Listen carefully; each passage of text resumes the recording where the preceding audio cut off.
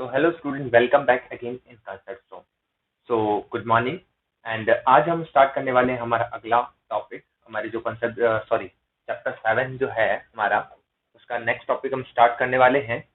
लेकिन इससे पहले मैं आपसे कुछ बातें शेयर करना चाहता हूँ। अभी तक जो आपका डेली ग्रुप के अंदर जो रिस्पॉन्स आ रहा है होमवर्क का, वो कुछ अच्छा नहीं लग रहा है। मुझे ऐसा लग रहा है कि आप लोग वीडियोस को भी कंप्लीट नहीं देख रहे हैं। कुछ हद तक बच्चे देख रहे हैं, बाकी उसके बाद में स्किप कर देते हैं। जो क्वेश्चंस मिलते हैं वो डायरेक्टली सॉल्व कर रहे हैं। तो मैं थोड़ा सा इस वीक के अंदर थोड़ा सा चेंज करना चाहता हूँ। तो अब से हम क्या करेंगे, आपके लिए इस कंटिन्यूस सेशन के ड्यूरेशन में जो जैसा जैसा सेशन चलता रहेगा उसी के साथ साथ मैं आपसे कुछ क्वेश्चंस पूछता रहूंगा और वो क्वेश्चंस मैं यहाँ पे लिखता रहूंगा साथ साथ में। हो सकता है वो क्वेश्चन करंट से रिलेटेड हो, लेकिन हाँ फॉर श्योर सारे के सारे जो क्वेश्चंस रहेंगे वो हमारे चैप्टर से रिलेटेड ही रहेंगे, इस बात का ध्यान रखें, है ना। तो वो क्वेश्चंस के आंसर्स आपको जैसे ही क्वेश्चन पूछा जाए, आपको हाथों हाथ वही आंसर आपको सबसे पहले वीडियो को पोस्ट करना है। नीचे जाके कमेंट सेक्शन के अंदर आपको उस क्वेश्चन का आंसर आपको देना है। जितने क्वेश्चन आपके आंसर सही हो उतना अच्छा आपके लिए, आपकी नॉलेज बढ़ेगी। अगर आपको क्वेश्चन नहीं आता है उसके बाद में आप सर्च करें, अगर आपको क्वेश्चन का आंसर नहीं मिलता है तो अगले वीडियो के अंदर मैं सबसे पहले इन्हीं क्वेश्चन का आंसर आपको दूंगा। तो चलिए स्टार्ट करते हैं आज का टॉपिक, चैप्टर 7। चैप्टर का नाम है अपना conservation of plant and animal, है ना। ये चैप्टर का नाम है अपना। तो अब तक हमने जो डिस्कस किया था वो हमने बात कर ली थी कि भाई कैसे क्या इम्पैक्ट पड़ता है, डिफोरेस्टेशन क्या होता है, डेजर्टिफिकेशन क्या होता है, और इन सब से हमारे एनवायरनमेंट पर बेसिकली क्या असर पड़ता है। तो अब मैं एनवायरनमेंट की बात कर रहा हूं तो आपसे मैं पहला क्वेश्चन पूछने जा रहा हूं, who is the environment minister of India. Okay, 2020 की बात कर रहा हूं, अभी के कंटिन्यूस सेशन की। अभी के लिए हमारा एनवायरनमेंट मिनिस्टर कौन है, ये आपको इसका आंसर करना है। कमेंट बॉक्स में अभी क्लोज करें और नीचे जाके आंसर करें। चलिए आगे सेशन को कंटिन्यू करते हैं। तो अभी तक हमने जो बात करी थी कि भाई कैसे हमारे एनवायरनमेंट पर असर पड़ रहा है उसके बारे में, है ना। तो इस चीज को आप कंजर्व कैसे करेंगे, इसके लिए मैंने आपको पिछले टाइम पर कुछ जो हमारे गवर्नमेंट की तरफ से इनिशिएटिव लिए गए उनके बारे में कुछ हल्का सा बताया था। पहला है बायोस्फीयर रिजर्व, बायोस्फीयर रिजर्व, ठीक है। दूसरा मैंने बताया था नेशनल पार्क, है ना। और तीसरा वाला जो है वाइल्ड लाइफ सेंचुरी, है ना। इसके अलावा हम एक्स्ट्रा बात करने वाले हैं अलग से, वो है हॉटस्पॉट के बारे में, है ना। और एक अपन बात करने वाले हैं वेटलैंड के बारे में। लेकिन ये एक्स्ट्रा टॉपिक्स हैं, अगर मान लीजिए ये सेशन ज्यादा लंबा नहीं होता है तो मैं इनके ऊपर भी बात थोड़ी सी करूंगा। सबसे पहले देखते हैं बायोस्फीयर, है ना। बायोस्फीयर क्या है, कैसे इंट्रोड्यूस हुआ, कहाँ से आया, इसके बारे में बात कर लेते हैं, ठीक है। ये तो अपना पहले पिछले वाले लेक्चर में भी कंप्लीट हो गया था। चलिए, तो सबसे पहले आप गौर करें, मैं बात कर रहा हूँ बायोस्फीयर की, बायोस्फीयर रिजर्व। ध्यान से सुनना है, बड़े ही ध्यान से, है ना। साथ साथ में आपसे क्वेश्चन भी पूछता जाऊंगा, आपने पहले का आंसर कर दिया होगा, अगर अभी तक नहीं किया तो प्लीज जाकर पहले आंसर कर दें। बायोस्फीयर रिजर्व क्या है पहले भी समझे। अब ये मत कहना कि सर 2 अंडे क्यों बना दिए, तो आपको थोड़ा सा एरिया का थोड़ा सा बताने के लिए मैं ऐसा कर रहा हूँ। ये रीजन कोर कहलाता है, दूसरा वाला बफर कहलाता है। अब ये क्या है जरा ध्यान से सुनो। बायोस्फीयर रिजर्व होता क्या है, it is the land mass और वी कैन से मरीन, कुछ भी ऐसा एरिया जहां पर हम बायोडाइवर्सिटी को कंजर्व करते हैं, उसे अपन बायोस्फीयर रिजर्व कहते हैं। रिजर्व का मतलब ही क्या है, रिजर्वेशन, कंजर्वेशन। मैं यहाँ पर छोटी सी डेफिनेशन लिख देता हूं, the area which is used for the conservation conservation of biodiversity, ये इसकी डेफिनेशन है प्रॉपर, है ना। क्या है, the area which is used for the conservation of biodiversity is known as biosphere reserve. Biosphere reserve का मतलब ही यही हुआ, है ना।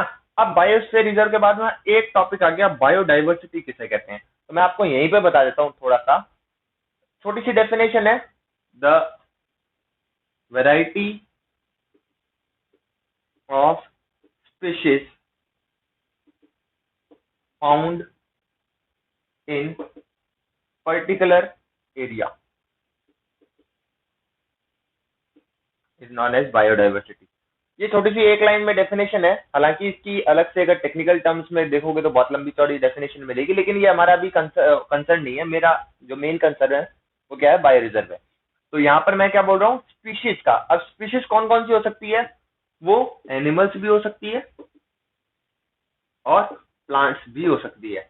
यानी कि एनिमल्स और प्लांट का कंजर्वेशन करने के लिए जो एरिया फिक्स किया जाता है, निर्धारित किया जाता है, उसे अपन कहते हैं बायोस्फीयर रिजर्व। इस बात आपको इतनी तो आपको क्लियर हो गई होगी, ठीक है ना। अब मैंने ये दो अंडे टाइप का सा शेप क्या बनाया है उसके बारे में थोड़ा सा आपको बता देता हूँ।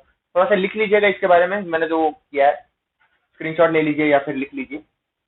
चलिए, तो आप क्या कर रहे हैं, किसी भी एरिया को दो पार्ट में डिवाइड कर देते हैं बायोस्फीयर रिजर्व के अंदर।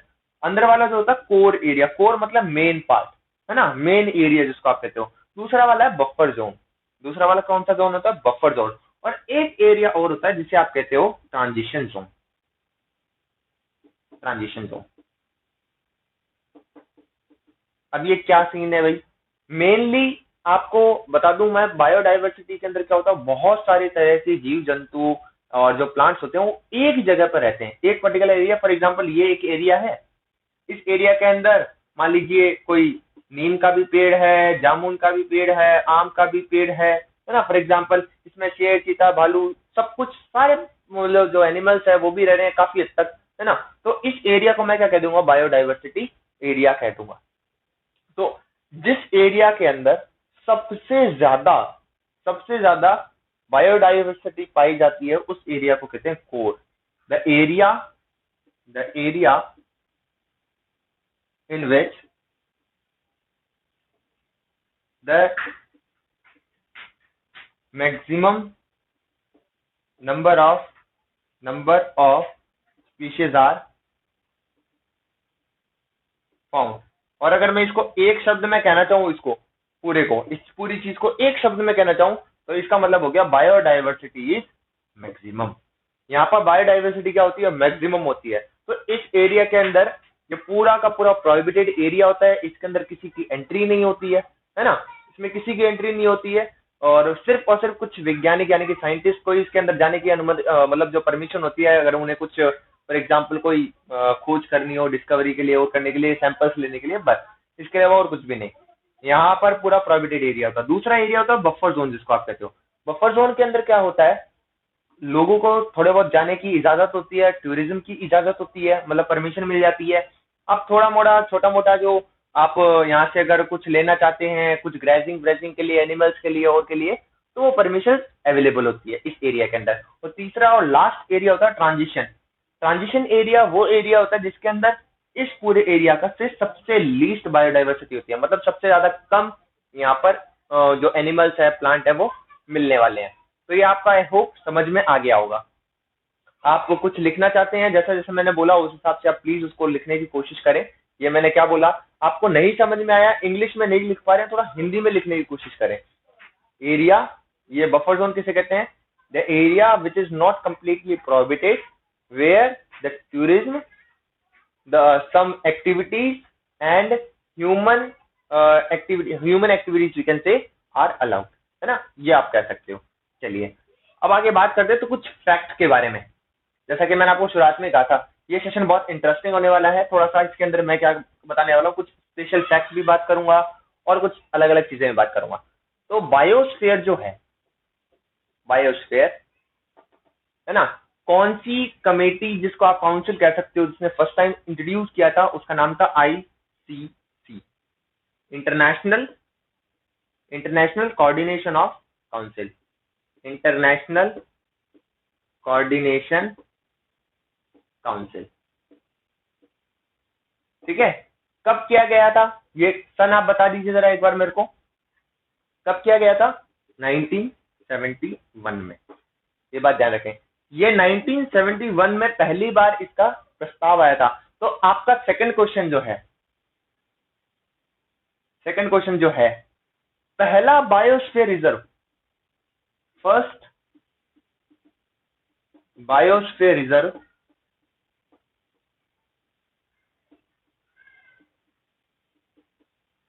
कब बना, है ना? व्हेन, आप इसमें ऐड कर लें, when the first biosphere reserve is form, कब बना, या फिर स्टैब्लिश भी आप कह सकते हो, स्टैब्लिश्ड, या फिर रिकॉग्नाइज्ड भी कहते हैं कुछ लोग कि भाई पहली बार कब बना, पहली बार रिकॉग्नाइज कब किया गया। तो पहला कब हुआ था ये आपको बताना है, ठीक है? चलिए, उसके बाद उसका नाम मैं आपको थोड़ा सा बता देता हूँ, हिंट बता देता हूँ, तो इससे आपको थोड़ा सा क्लियर हो जाएगा। तो पहला बना था आपका नीलगिरी, नीलगिरी बायोस्फीयर रिजर्व, ये इंडिया का पहला बायोस्फीयर रिजर्व था। इसके अलावा आपको नंदा देवी वाला भी नाम याद होगा, है ना? तो ये कुछ बायोस्फीयर रिजर्व हैं। टोटल इंडिया के अंदर कितने बायोस्फीयर रिजर्व हैं ये भी मैं आपको बता देता हूँ। टोटल 18 बायोस्फीयर रिजर्व है इन इंडिया। तो यानी कि आपको जब आंसर लिखने होंगे ना, उस टाइम पे बहुत ज्यादा डेटा काम आने वाला है। जब भी आपको ऐसा क्वेश्चन आ जाए, what is the contribution of Indian government या फिर government in the section of conservation of plant in animal, तो वहां पर आप अगर आप लिखोगे बायोस्फीयर रिजर्व, तो वहां पर आप लिख सकते हो कि भाई इंडिया के अंदर 18 बायोस्फीयर रिजर्व है। पहला जो था वो नीलगिरी वाला था। ये कब हुआ था वो मैंने आपसे पूछा है, आंसर मैं अगले वीडियो में दूंगा। और इसको आईसीसी ने इंट्रोड्यूस करवाया था 1971 में, इसकी पहली बार बातचीत हुई थी। तो ये आपका डाटा कितना मतलब मीनिंगफुल हो गया, अब लिखने में आपके पास में अब एक थोड़ा सा स्टफ होगा। चलिए, अब अगली बात कर लेते हैं। अगला टॉपिक अपना नेशनल पार्क, अगला टॉपिक अपना नेशनल पार्क। नेशनल पार्क जो है पूरे इंडिया के अंदर कितने हैं पहले मैं आपको बता दूं। 104 नेशनल पार्क है इंडिया के अंदर अभी तक। और राजस्थान में कितने हैं? राजस्थान के अंदर कितने नेशनल पार्क है? राजस्थान के अंदर बेसिकली 5 नेशनल पार्क है। अब ये 5 कौन कौन से हैं उनके नाम आप कमेंट सेक्शन में बताओगे। तो क्वेश्चन नंबर 2 ये हो गया। Question number 3, name of biosphere reserve, sorry national park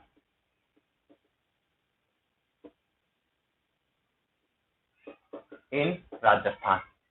Rajasthan के अंदर 5 हैं, ये मैं आपको बता रहा हूं। 5 कौन कौन से हैं ये आपको बताने हैं। चलिए, इसके अलावा मैं आपको बता दूं, नेशनल पार्क जो है इंडिया राजस्थान के अंदर 5 हैं, मैं बता चुका हूं आपको। सबसे ज्यादा इंपॉर्टेंट वाले जो हैं, रणथंभौर नेशनल पार्क आपको पता होगा, अच्छे से याद होगा। इसके अलावा अगर मैं बात करूं जो इंडिया, ये सारी बात हो गई। हाँ, पहली बार कब इंट्रोड्यूस करवाया गया था ये आप बता दीजिए जरा। 1936 के अंदर पहला नेशनल पार्क बना था। कौन सा नेशनल पार्क आपको बता दूं, 1936 के अंदर पहला नेशनल पार्क बना था Jim Corbett. Jim Corbett national park पहला नेशनल पार्क था इंडिया का, ठीक है। 1936 के अंदर बना था ये, है ना। और 1970 के अंदर, जब 1970 का ईयर था उस टाइम की बात कर रहा हूँ, उस टाइम पर पूरे इंडिया के अंदर सिर्फ 5 नेशनल पार्क थे। कितने नेशनल पार्क थे? सिर्फ 5 नेशनल पार्क थे पूरे इंडिया के अंदर। इतनी बात आपको समझ में आई होगी। तो बस आपको यही कहना है कि भाई इंडियन गवर्नमेंट ने इतने कदम उठाए जिसके अंदर नेशनल पार्क बनाए। पूरे इंडिया के अंदर 104 है, राजस्थान के अंदर सिर्फ 5 है। पांचों के नाम जिसके अंदर मैंने एक आपको सजेस्ट कर ही दिया था, बाकी के 4 आप ढूंढ लीजिएगा प्लीज, ताकि इससे क्या होगा, आपकी खुद की नॉलेज इंप्रूव होगी। और आप कमेंट सेक्शन में जरूर इसके आंसर लिखें। जैसे जैसे मैं आपसे क्वेश्चन पूछता जा रहा हूँ, आप पोज करें, नीचे जाएं अगर आपको कितने आंसर याद है। अगर याद नहीं है तो आप वीडियो खत्म होने के बाद में आप जाइएगा नेट पे, इसका सर्च कीजिएगा। इससे क्या होगा कि आपको थोड़ा सा बेनिफिट होगा, क्योंकि जो मैं यहाँ पे बता दूंगा ना वो चीजें आप सिर्फ हाँ भाई ठीक है, हाँ सुन लिया, बहुत है, इससे कोई फायदा नहीं होगा। लेकिन अगर एक बार आपने अगर इस चीज को सर्च कर लिया ना, वो आपके माइंड में सेट हो जाएगा एक बार के लिए, है ना। तो इसलिए मैं आपको बता रहा हूँ। चलिए, इसके बाद अपन बात कर लेते हैं वाइल्ड लाइफ सेंचुरीज की। वाइल्ड लाइफ सेंचुरीज, मैं थोड़ा मार्कर चेंज कर लूं। चलिए, वाइल्ड लाइफ सेंचुरी, है ना, वाइल्ड लाइफ सेंचुरी पूरे इंडिया के अंदर कितनी है पहले मैं बता दूं। In India 543।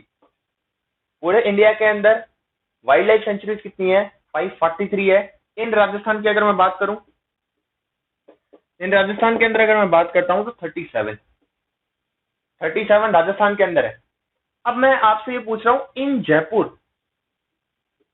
इन जयपुर कितनी है, ये क्वेश्चन मार्क आपके लिए कि भाई राजस्थान के अंदर मैंने बता दी 37 है, जयपुर के अंदर कितनी है ये आपको फाइंड आउट करना है कि जयपुर के अंदर कौन कौन सी वाइल्ड लाइफ सेंचुरीज है, जिसके अंदर आप शायद एक आध तो आपने देखी भी होगी, सुनी भी होगी। मैं आपको बता दूं आमेर के पास है ना, एक तो मैं आपको बता ही रहा हूँ। अब आपको हिंट मिल गया होगा वहां से, अब आंसर ढूंढ लीजिएगा और कमेंट कीजिए, नहीं तो अगले वीडियो के अंदर तो मैं बताने ही वाला हूँ, ये भी क्वेश्चन इसमें ऐड कर लीजिएगा। चलिए, तो ये बात आपको समझ में आई, इंडिया के अंदर कितने हैं वाइल्ड लाइफ सेंचुरी और राजस्थान में कितनी है और जयपुर में कितनी है। अब इंपॉर्टेंट कुछ वाइल्ड लाइफ सेंचुरीज है जिसका मैं नाम बता देता हूं आपको। एक तो है रामगढ़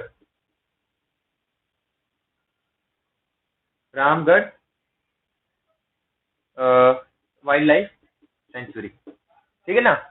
और इसके अलावा जो नेक्स्ट अगली जो वाइल्ड लाइफ सेंचुरी है वो है, तो जो भाद्रा वाइल्ड लाइफ सेंचुरी है। इसके अलावा चिन्नार जो कि केरला के अंदर मतलब सिचुएटेड है, और दंदेली ये कर्नाटका के अंदर है। तो ये जो कुछ वाइल्ड लाइफ सेंचुरी थी जो इम्पोर्टेंट थी। और इसके अलावा मैंने जो इसके अलावा जो इसके पीछे जो बात करी थी नेशनल पार्क के अंदर, तो काफी सारे नेशनल पार्क है, काजीरंगा नेशनल पार्क है। इसके अलावा आपने सरिस्का नेशनल पार्क के नाम सुना होगा। इसके अलावा भी आपने कंचनजंगा के बारे में सुना होगा। तो ये कुछ इंपॉर्टेंट नेशनल पार्क भी है। आपको किसके बताने हैं, मैंने आपको क्या कहा था, राजस्थान के बताने हैं, इस बात का आप ध्यान रखें, ठीक है। चलिए, तो अब आगे बात कर लेते हैं कि भाई ये सारे काम तो हो गए। इसके अलावा आप ये बता दीजिए जरा, टाइगर रिजर्व के बारे में आप थोड़ा सा जानते हो तो राजस्थान का कोई एक टाइगर रिजर्व के बारे में आप जानते हो तो बताइए जरा। तो इससे क्या होगा कि आपकी जो नॉलेज है वो इम्प्रूव होने वाली है। बस मेरा मोटिव मेन इस सेशन का यही है, ठीक है। तो इसके अलावा मैं आपको थोड़ा सा हॉटस्पॉट के बारे में बता देता हूँ। अब पहले हॉटस्पॉट, जैसे आप लोगों ने अभी वाइल्ड लाइफ सेंचुरी की अगर जो कोर की बात करी थी ना, कोर के अंदर सबसे ज्यादा मतलब जो टाइप की एनिमल्स मिल रहे हैं, सबसे ज्यादा टाइप की स्पीशीज मिल रही है, वैसे ही हॉटस्पॉट एक ऐसा एरिया होता है जिसके अंदर सबसे ज्यादा डिफरेंट और सबसे ज्यादा बायोडाइवर्सिटी की मतलब जो डिफरेंस है वो ज्यादा देखने को मिलते हैं। काफी सारी क्लासिफिकेशन देखने को मिलती है, बहुत सारी चीजें देखने को मिलती है, कहने का मतलब यही है। जैसे आपका इंडिया के अंदर टोटल अभी के घड़ी 4 हॉटस्पॉट है। इंडिया के अंदर कितने हॉटस्पॉट है अभी? 4। कौन कौन सा? ईस्टर्न हिमालय,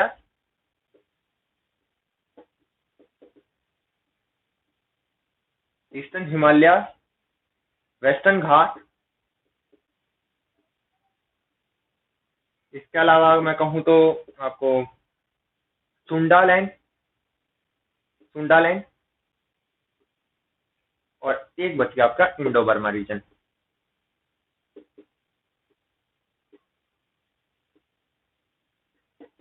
ये 4 हॉटस्पॉट है इंडिया के। तो यहाँ पर आपको मैप में भी दिख जाएंगे चारों के चारों जो हॉटस्पॉट है जो इंडिया के कहाँ कहाँ पर अवेलेबल है ना। तो ये वो रीजन है जहां पर आपको सबसे ज्यादा बायोडाइवर्सिटी देखने को मिलती है। इसका एक सबसे बढ़िया एग्जाम्पल है सुंदरबन डेल्टा। आपने सुंदरबन डेल्टा के बारे में सुना होगा, ये किस तरह पड़ता है ना, कि किस तरह पड़ता है। यहाँ पर ये एक तरीके से वेटलैंड है ना। सुंदरबन डेल्टा क्या है? वेटलैंड है। अब ये वेटलैंड क्या होता है? वेटलैंड वो एरिया होता है, वेट का मतलब क्या है? गीला, और लैंड, गीली लैंड कहां पर होगी? जहां पर पानी होगा, है ना। तो यहाँ पर जहां जहां पर आपको पानी देखने को मिलेगा, जहां पानी और जमीन आकर मिलती है, तो वहां पर क्या होता है? दलदल बन जाती है, मार्शी एरिया जिसको आप कहते हो, है ना। तो उस मार्शी एरिया को, दलदल वाले इलाके को आप वेटलैंड कहते हो। सबसे बड़ा डेल्टा जो है पूरे वर्ल्ड के अंदर, वो कौन सा है? सुंदरबन डेल्टा है। ये बात ध्यान रखें, सुंदरबन डेल्टा है, एक बात तो ये। और सुंदरबन नेशनल पार्क भी है, ये एक नेशनल पार्क भी है यहाँ पर, ये बात का भी ध्यान रखें। तो सुंदरबन डेल्टा, सुंदरबन एक वेटलैंड भी है, और यहाँ पर एक नेशनल पार्क भी है, ये आपको अच्छे से पता चल गया होगा, है ना। तो हॉटस्पॉट के अंदर ऐसा एरिया होता है जिसके अंदर सबसे ज्यादा अलग अलग स्पीशीज आपको देखने को मिलती है ना। तो आई होप इस सेशन के अंदर आपको कुछ थोड़ा सा हटके सीखने को मिला होगा। मेरे हिसाब से तो मैंने कुछ नया ट्राई करने की कोशिश करी है इस बार, और जहां तक हो सके मैंने इसके अंदर इमेजेस ऐड करने की कोशिश करी है ताकि आपको थोड़ा सा अच्छे से समझ में आए, है ना। और लोकेशंस कौन कौन सी है, इंपॉर्टेंट लोकेशंस मैंने इसके अंदर शेयर करी है आपके साथ में, है ना। और कुछ डाटा आपको यहाँ से जो मिल रहा है, जो मैं आपको अलग से जो क्वेश्चंस की बात कर रहा हूँ, ये आपको जरूर जरूर जरूर करने हैं। ये बहुत ज्यादा इंपॉर्टेंट है, आपको इससे बहुत कुछ सीखने को मिलेगा। और जाते जाते मैं आपसे सिर्फ 3 क्वेश्चन और पूछना चाहूंगा, सिर्फ 3 क्वेश्चन इंपॉर्टेंट है। पहला question, largest national park in India. पहला क्वेश्चन ये हो गया। दूसरा question, smallest national park in India. और तीसरा question, latest national park in India. National park छोड़िए, आप काम कीजिए, बायोस्फीयर रिजर्व कर लीजिए, या तो फिर इसको, ये ज्यादा बेटर हो जाएगा आप लोगों के लिए, थोड़ा ढूंढने में आसानी रहेगी आपको। मैं एक बार और थोड़ा सा कंफर्म करके बता देता हूँ आपको। हाँ, एक काम कीजिए, बायोस्फीयर रिजर्व कर दीजिए इसे, बायोस्फीयर रिजर्व। ये आपको आसानी से मिल जाएगा। नेशनल पार्क के अंदर आपको थोड़ा सा, हाँ, क्या बोलते हैं उसको, रेजिस्टेंस फील होगा, ये आपको आराम से मिल जाएगा। तो ये कुछ क्वेश्चन है जो आपको आंसर करने हैं। तो आई होप आपको आज के सेशन में थोड़ा सा अच्छा फील हुआ होगा कंपेयर देन लास्ट सेशन। तो इसके अंदर ऐसे ही अपन नए नए क्वेश्चन हैं जो करंट के अंदर भी इंपॉर्टेंट होंगे, तो आपकी करंट की जीके भी अपडेट हो जाएगी, थोड़ी बहुत करंट के जो कुछ और करंट अफेयर्स हैं वो भी अच्छे चल जाएंगे। इसके अलावा कुछ ऐसे फैक्ट जानने को मिलेंगे, ये बहुत ज्यादा इंपॉर्टेंट है। किसी को पता नहीं होता लार्जेस्ट कौन सा है, स्मॉलेस्ट कौन सा है, न्यूएस्ट यानी कि लेटेस्ट वाला कौन सा है, और सबसे पहला कौन सा बना था, जिम कॉर्बेट। एक क्वेश्चन है, जिम कॉर्बेट का, जिम कॉर्बेट जो नेशनल पार्क है, इसका प्रीवियसली नेम क्या था। ये आपको एक क्वेश्चन मैं आपको और दे रहा हूं। चलो मैं इसका आंसर बता देता हूँ, heli national park. Heli national park इसका पुराना नाम था, है ना। उसके बाद में चेंज करके इसका नाम कर दिया गया था जिम कॉर्बेट, मतलब नेशनल पार्क, है ना। इस बात का थोड़ा सा तो मतलब देखिए, आप ऐसे फैक्ट भी अगर आप जानोगे तो आपके आंसर राइटिंग के अंदर कितनी हेल्पफुल होगी, आप अच्छे से जानते हो कि भाई पहले क्या था, अब क्या हो गया है, लेटेस्ट कौन सा है, बड़ा कौन सा, छोटा कौन सा। तो मैं अब से हो सकेगा तो ऐसे ही इस सेशन को इंटरेस्टिंग बनाने की कोशिश करूंगा। अगर आपको अच्छा लग रहा है तो प्लीज इस चीज को मुझे सजेस्ट करें कि हाँ सर अच्छा था कि बुरा था। आप प्लीज जरा कमेंट करके बताएं या फिर ग्रुप के अंदर बताएं, है ना। तो अगर आपने इससे प्रीवियस वाला वीडियो भी नहीं देखा तो प्लीज जाएं और प्रीवियस वीडियोस भी देखें। इसके आंसर आप मुझे कमेंट बॉक्स में देंगे, और हाँ, अपना नाम भी देना नहीं भूलेंगे। हमेशा की तरह आप अपना नाम भी कमेंट करेंगे साथ के साथ। और इसी के साथ मैं सेशन को एंड करता हूँ। Thank you so much, have a nice day.